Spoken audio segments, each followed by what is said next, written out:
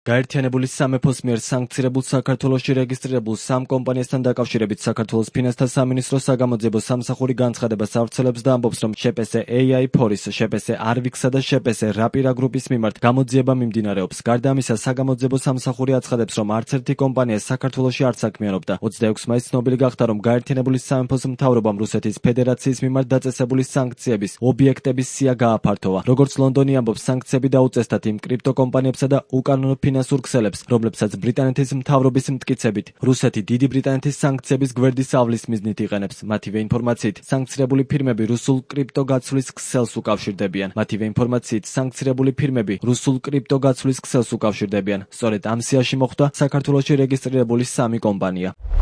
დიდი ბრიტანეთის მიერ გუშინ დასანქცირებულ კომპანიებზე ფინანსთა სამინისტროს საგამოძიებო სამსახურში დაწყებულია და მიმდინარეობს გამოძიება, რასთან დაკავშირებითაც უკვე მიღწეულია კონკრეტული სამართლებრივი შედეგები. დასანქცირებული კომპანიებიდან არც ერთი საქმიანობის არეალი არ იყო საქართველო. გამოძიებით დადგენილია, რომ შპს AI ფორი და შპს Arvix-ი ფიქტიურად გარკვეული ანაზღაურების სანაცვლოდ დარეგისტრირდნენ სხვა პირების სახელზე. რეალურად კი ოპერირებდნენ რუსეთში, მოსკოვში და საქართველოში აქტივები ან ოფისები არ გააჩნდათ. აღნიშნულ სისხლის სამართლის საქმეზე 2026 წლის 28 აპრილის სასამართლო განაჩენით სამბრალდებულ სასჯელის სახედ განესაზღვრა ჯარიმა 30,000 ლარის ოდენობით და პირობითი მსჯავრი, ხოლო დანაშაულის ორგანიზატორ დავით ჯინჭარაძეს მიესაჯა თავისუფლების აღკვეთა 9 წლისა და 6 თვის ვადით. რაც შეეხება შპს Rapira გრუპის უკანონო საქმიანობას, დადგენილია, რომ დიდი ბრიტანეთის მოქალაქის მიერ მინდობილობით დარეგისტრირებული კომპანია ვებგვერდ Rapira.net-ის საშუალებით ექსკლუზიურად ემსახურებოდა მხოლოდ რუსეთის მოქალაქეებს და მისი დომენიც რუსულ რეგისტრატორთან არის გაფორმებული. კომპანიის არანაირი ბრუნვა საბანკო ანგარიშებზე აქტივები ან ოფისების საქართველოს ტერიტორიაზე არ უფიქსირდება და მისი რეგისტრაცია მხოლოდ ფორმალურ ხასიათს ატარებდა.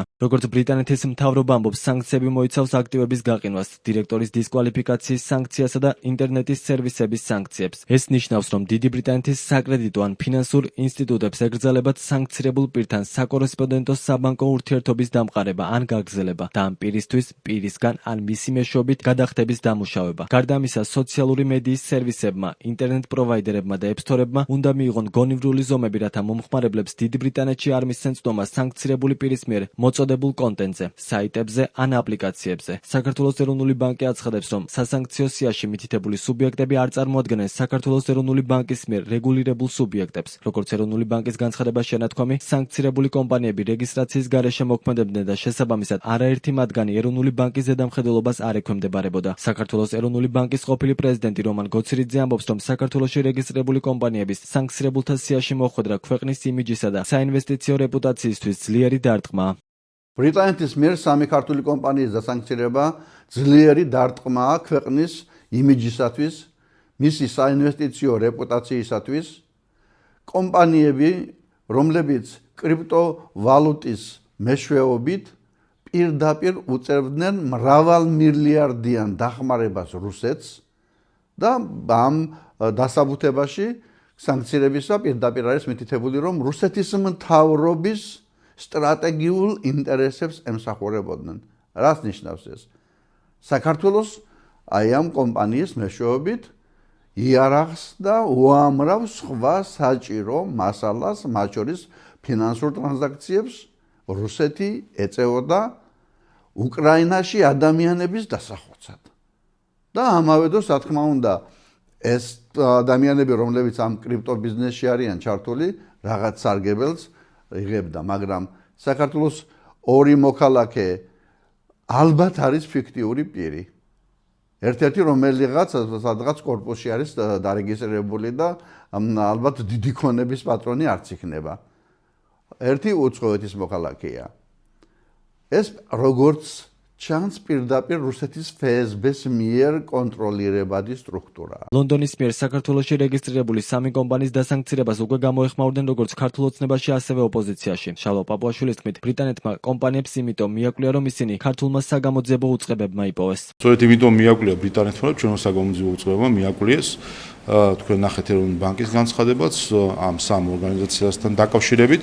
ისინი ოპერირებდნენ ეროვნული ბანკის გვერდისავლით და საქართველოს კანონმდებლობის დარღვევით მათ შორის, რაც შესაბამის სამართალდამცავ ორგანოებს ეცნობა კიდევაც ეროვნული ბანკის მხრიდან, გამოძიებაც მინდის, დაკავებულიც არის ადამიანი, ასე რომ ამ მხრივ სწორედ ის რომ იმის გამო რომ ეროვნულმა ბანკმა აღმოაჩინა, რომ ხდებოდა საქართველოს რეგულაციების დარღვევით მოქმედება, ეროვნული ბანკის რეგულაციების დარღვევით მოქმედება, ამის გამოც არის, რომ გამოძიება მიდის, პასუხისმგებაშიც არიან პირები მიცემული, სწორედ ამიტომ არის, რომ ბრიტანეთმაც გაიგო ამ სწორედ ამ გამოძიებიდან გამომდინარე.